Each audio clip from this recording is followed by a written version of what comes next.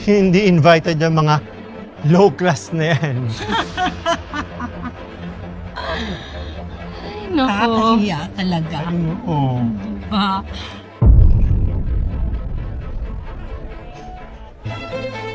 At paano naman na-imbita ng isang katulad mo dito? At anong ginagawa mo dito? Di ba dapat nasa kulungan ka? oo nga no. Siguro tumakas ka no. Para makapag-gate crush ka at makalibre ka ng lalamunin mo. Patay gutom na preso. Siya namang babaeng yan ang binubudol mo. Ikaw babae, mag-isip-isip ka. Di mo ko gayahin. Pumili ng lalaking mataas ng pangarap.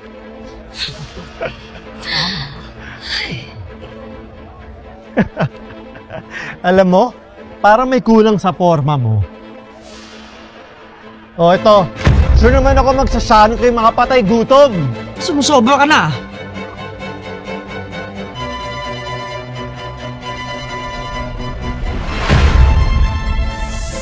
Gold invitation card? Pang SVIP lang yan ah.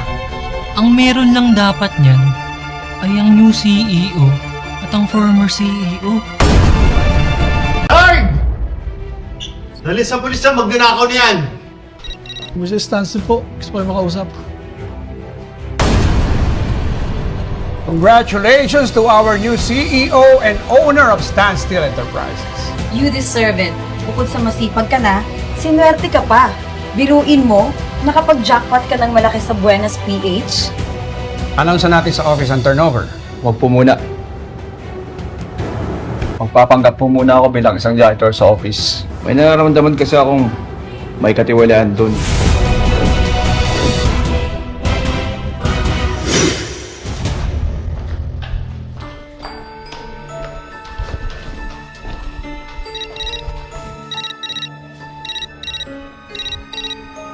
Hello, sir.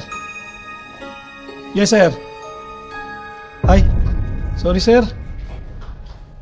Si Mr. Stansel po, gusto po makausap.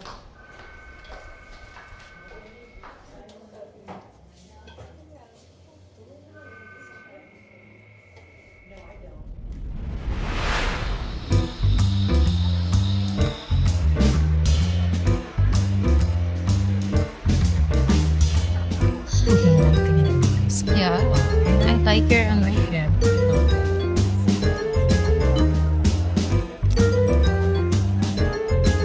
Ang ganda ng nails.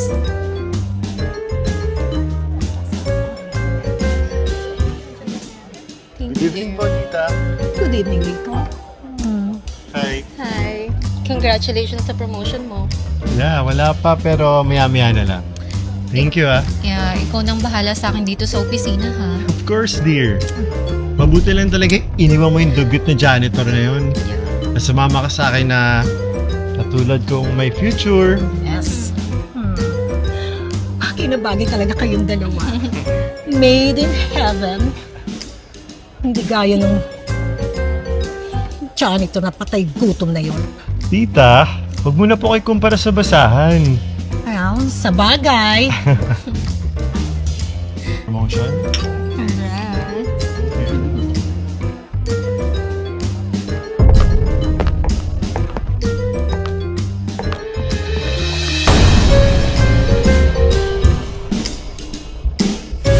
Watch the full episode of My Boss Janitor, only here